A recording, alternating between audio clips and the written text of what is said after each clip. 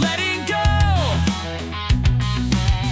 Guns, guns, guns, time to start the show. We're going to learn how to build out a fancy as hell P320 from an MUP-1. To the YouTube AI that's listening to this and judging me, I won't show the manufacturing part here on YouTube, so chill out. We are going to do a bunch of cool learning here outside of just the MUP-1 part as well though. For example, I'm currently leaning towards figuring out how to Cerakote those cool Borderlands style finishes known as cell shading, and obviously if I am successful, I'll teach you too. I also really want to do a deep dive on P320 parts, understand the mechanisms, and see if there's anything we can do with this information to improve their function. Let's actually talk about that in detail for a second. I'm writing this script April 21st, 2025. A few weeks ago, on March 7th, SIG posted the infamous "It Ends Today" post about P320s. That post received a lot of backlash, and in the weeks since, many people and institutions have begun to swear off the platform. Okay, so why am I now building one? Because I have never owned or shot one. Because I do not understand the platform or its mechanics. But given its widespread nature in military contracts, there is no arguing that it is a massive presence in the modern firearms arena. As someone who runs a channel aimed at mechanical understanding and design, why in the world would I not want to tackle this project? If anything, this project is one of the most fruitful endeavors we, as the curious-minded, could undertake right now. This is why at least one episode will be dedicated to a deep dive on understanding the internals, their potential weaknesses, analysis of the parts we have in our hands, and whether or not there's anything we can do to improve them. If you have watched any of my previous series, especially the Geisler 81, you know I'm a big fan of safety testing components and systems. For this platform, a lot of this will be accomplished by leveraging prior research compiled in the SIG Sauer Intel report. If you are not familiar with that document, I will link it below for your reading pleasure as well as citation purposes. Also, a little disclaimer. None of the work I do or discuss in this series is a guarantee of improvement. I am going to try, but proving out that anything I do truly makes a difference is completely beyond the financial, tooling, and time resources I have available.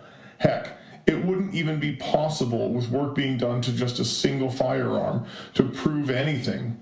The sample size is just too small. So while you're welcome to soak it all in, understand that my rationales for any decisions made here are theoretical and do not constitute a promise of any nature. Also, having never had a P320, I have no personal experience that points one way or another on this topic. I have no personal basis on which to stand and say these issues are real, fake, overblown, or not. So while I may take information from this report and heavily integrate it into this project, this is just part of the fun of building a P320 in mid-2025. Again, my interest here is mechanical and historical. You may also notice that none of the parts we're looking at are OEM SIG P320 parts. That too is on purpose. I specifically sought out the sponsors of this series for very targeted reasons. And while we'll get into the details more deeply during the parts episode, I'll give you some insight into those reasons real quick. One of the OEM SIG issues discussed in the SIG Intel report is called a cartridge failure event. This can lead to blown out sides on grip modules. This makes one hell of a case to go with a metal grip module, which is why I'll be building with this gorgeous full-size commander grip from Mischief machine. This line of grips, such as the one I have here, can also be had with the cutout to accept a manual safety. So that's another plus for the Mischief machine choice, as it gives me the chance to teach the manual safety mod to the fire control unit too. Secondly, a few of the cited safety-related issues stem not from the internal parts themselves, but from tolerance-related interactions between the slide and the fire control unit's rails.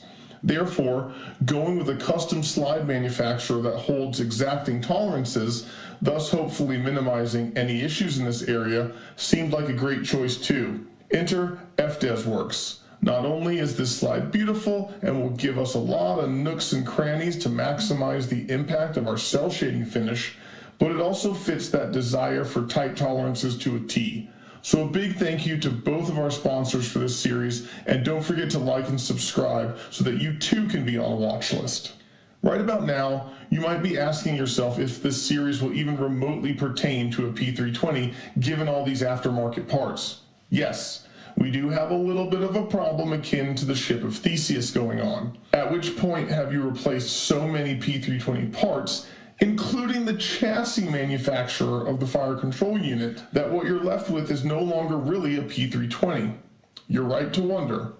However, if you read the Sig Sauer Intel report sections of the P320, you'll quickly see that most of the issues are agnostic to the slide, grip, or chassis themselves, and are mostly exemplified in the frame and slide's internal parts. For this reason, I will be doing the parts deep dive episode with used and worn OEM SIG parts. We will then also be able to compare those to a new aftermarket upper and lower parts kit as well and discuss our findings. Since all aftermarket parts manufacturers will be different, the aftermarket parts kit that I will be using for this section are specifically from Desert Depot Arms and are branded Patmos. And to top all that off, I also have access to a complete OEM SIG upper and OEM grip module without the manual safety cut. So while the final gun I am building will be a P320 platform weapon, despite having few to no SIG OEM parts, we do have everything needed to do testing